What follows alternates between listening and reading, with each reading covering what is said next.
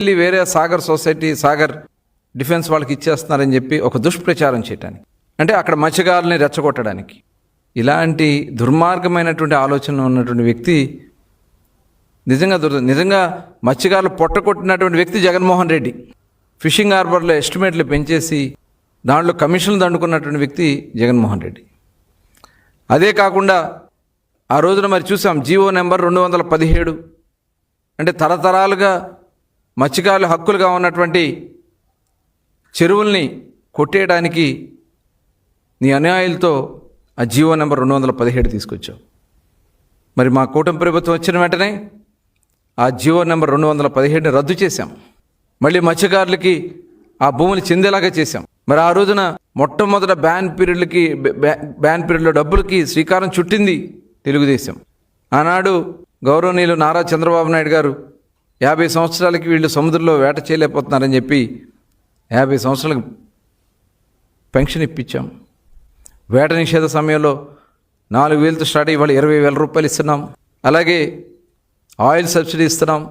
వేటకెళ్ళి చనిపోయిన దాదాపు 90 మంది చనిపోతే వాళ్ళకి 5 సంవత్సరాలు ఒక్క పైసా ఇవ్వలేదు. మీరు డెత్ సర్టిఫికెట్ల పేరుతో వాళ్ళని ఇబ్బంది పెట్టారు. ఇవాళ కూటమి ప్రభుత్వం వచ్చిన వెంటనే ఏదైతే మత్స్యకారులకు చనిపోయిన వాళ్ళకి ఇవ్వాల్సిన డబ్బులు గౌరవ వ్యవసాయ మత్స్యశాఖ మంత్రిగా ఉన్నటువంటి అచ్చెన్నాయుడు గారు ఇమీడియట్గా రిలీజ్ చేసి ఇవ్వడం జరిగింది.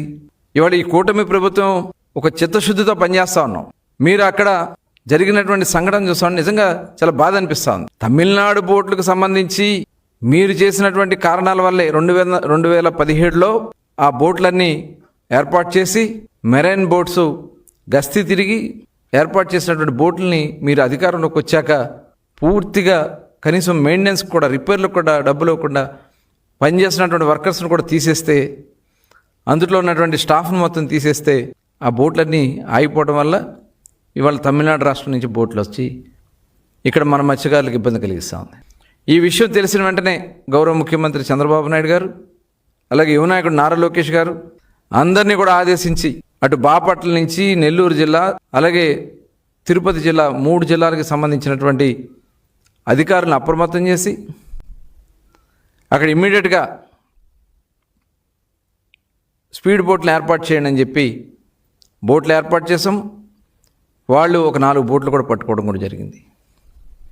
రేపు జూన్ 15 నాటికి పూర్తి స్థాయిలో నిఘా పెట్టి, బోట్లు పెట్టి, స్పీడ్ బోట్స్ పెట్టి, 650 హార్స్ పవర్ మోటార్తో ఉన్నటువంటి బోట్లను పెట్టి ఆ ఇంజిన్ల ద్వారా ఆ స్పీడ్ బోట్స్తో ఆ తమిళనాడు బోట్స్ని కంట్రోల్ చేయడం జరుగుతుంది.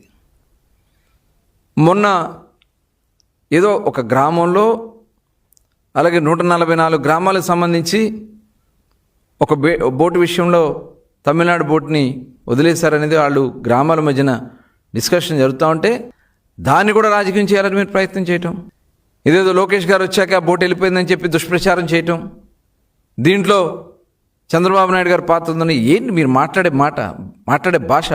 ప్రతిదీ రాజకీయం చేయటమేనా? వాళ్ళు క్లియర్గా చెప్పారు, ఇది మా గ్రామ సమస్య, మా గ్రామాల సమస్య, మా గ్రామ కాపుల సమస్య, మేము కూర్చొని చర్చించుకుంటాం, మేము గౌరవించాం, మీరు ఏది ఆదేశిస్తే అది చేయడానికి మేము సిద్ధం అని చెప్పాం. ఆ రకంగానే వాళ్ళు సభ పెట్టుకున్నారు. అలా ఉన్నటువంటి దీని ప్రకారం వాళ్ళు ముందుకెళ్ళడం జరుగుతుంది. మరి దాన్ని కూడా వచ్చి అక్కడ రాజకీయం చేయాలని ప్రయత్నం చేస్తూ ఉన్నారంటే ఇంతకంటే సిగ్గుచేటు ఇంకోటి ఉందా? ఇవాళ ఇక్కడ సాగర్ డిఫెన్స్కి సంబంధించినటువంటి సంస్థ, కేంద్ర ప్రభుత్వం అనుమతితో వచ్చినటువంటి సంస్థ, వాళ్ళు ఎంఎస్ఎంఈ పార్క్గా ఉన్నటువంటి ప్రాంతంలో వాళ్ళకి 22 ఎకరాలు ఇచ్చి ఈ జట్టీలో కేవలం 170 మీటర్లు మాత్రమే, 901 మీటర్లు ఉన్నటువంటి జట్టీలో 170 మీటర్లు సాగర్ డిఫెన్స్ వాళ్ళకి ఇస్తే మొత్తం ఫిషింగ్ హార్బరే వాళ్ళకి ఇచ్చేసారని చెప్పి మాట్లాడుతూ ఉంటే ఏం మాట్లాడాలి? మీకు దేశం అంటే భక్తి లేదు. ఈ దేశ రక్షణ కోసం అక్కడ ఏర్పాటు చేసినటువంటి, కేంద్ర ప్రభుత్వం ఏర్పాటు చేసినటువంటి ఈ డిఫెన్స్ సంస్థని ఇవాళ మీరు వెళ్ళగొడతానని చెప్పి మాట్లాడతారు. నిజమే, తల్లి అంటే ప్రేమ లేదు, తల్లిని నెలగొట్టావు. చెల్లి అంటే ప్రేమ లేదు, చెల్లిని నెలగొట్టావు. సొంత బాబాయిని వేసేసావు. రాష్ట్రం అంటే రాష్ట్ర ప్రజలు ఓడేలేదు కాబట్టి రాష్ట్రం నాశనం అయిపోవాలని కోరుకుంటున్నావు. చివరికి దేశం అంటే కూడా భక్తి లేనటువంటి ఒక దుర్మార్గమైనటువంటి ఆలోచన ఉన్నటువంటి వ్యక్తి జగన్మోహన్ రెడ్డి. ఈ దేశ రక్షణ కోసం ఇవాళ ప్రాణాలు అర్పిస్తా ఉన్నారు బోర్డర్లో మన సైనిక సోదరులు. ఇవాళ వాళ్ళకి రక్షణగా రేపు సముద్ర తీర ప్రాంతాల్లో ఎవరన్నా పక్క దేశాల వాళ్ళు వచ్చి మన మీద దాడులు చేయాలని ప్రయత్నం చేసినప్పుడు ఈ సాగర్ డిఫెన్స్ చేస్తున్నటువంటి రీసెర్చ్ ద్వారా దేశ రక్షణ కోసం ఏర్పాటు చేయబోతున్నటువంటి ఈ సంస్థని తరిమి కొడతానన్నటువంటి ఈ వ్యక్తి నిజంగా చాలా దురదృష్టం.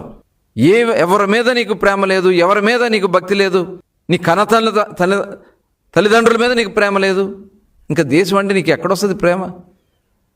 నీకున్నది ఒకటే, గొడ్డలి పార్టీ, గొడ్డలి గుర్తు, ఏదైనా నరుకుంటూ పోవటమే. ఇదేనా జగన్మోహన్ రెడ్డి? ఇంత దుర్మార్గమైనటువంటి ఆలోచనలు అన్నటువంటి వ్యక్తి ఈ రాష్ట్రానికి అవసరమా? ప్రతి ఒక్క పౌరుడు ఆలోచించాల్సినటువంటి విషయం. దేశ రక్షణ కోసం అక్కడ ఏర్పాటు కాబోతున్నటువంటి సంస్థనే వెళ్ళగొడతానని చెప్పినటువంటి వ్యక్తి ఇవాళ అక్కడ ఉన్నటువంటి మత్స్యకారులకు ఎక్కడా కూడా ఇబ్బంది రాకుండా ఏర్పాటు జరుగుతున్నటువంటి ఈ సంస్థని తరిమేయాలని చెప్పి మాట్లాడుతున్నటువంటి వ్యక్తిని మనం ఒక్కసారి అందరూ కూడా ఆలోచించాలని చెప్పి నేను కోరుతా ఉన్నా. ఈరోజు చూస్తే 800 సంస్థలను ఈ రాష్ట్రం నుంచి తరిమికొట్టాడు. 2014-19లో గౌరవ ముఖ్యమంత్రి చంద్రబాబు నాయుడు గారు -6 డిగ్రీలు దావోస్కి వెళ్ళి ఆ సంస్థలను అందరినీ కూడా మన రాష్ట్రంలో ఉన్నటువంటి వనరులన్నీ కూడా వాళ్ళకి తెలియజేసి సంస్థలు రండి అని చెప్పి వాళ్ళందరినీ ఆహ్వానిస్తే అలాంటి సంస్థలు అనేక సంస్థలు వస్తే వాళ్ళన్నీ వెళ్ళగొట్టావు. కియా మోటార్స్ వాళ్ళని బెదిరిస్తే వాళ్ళు ఇంకో యూనిట్ తీసుకెళ్ళి తమిళనాడులో పెట్టుకున్నారు. అమర్ రాజా బ్యాటరీ ఈ రాష్ట్రం వదిలిపెట్టి తెలంగాణ రాష్ట్రానికి పోయారు. అంటే యూసుఫ్ అలీ లూలు సంస్థ ఆయన డైరెక్ట్గా పేపర్ స్టేట్మెంటే ఇచ్చారు, ఓపెన్ స్టేట్మెంటే ఇచ్చారు, ఆంధ్ర రాష్ట్రానికి ఎవరు వెళ్ళొద్దని చెప్పి. నువ్వు చేసిన ఈ అరాచక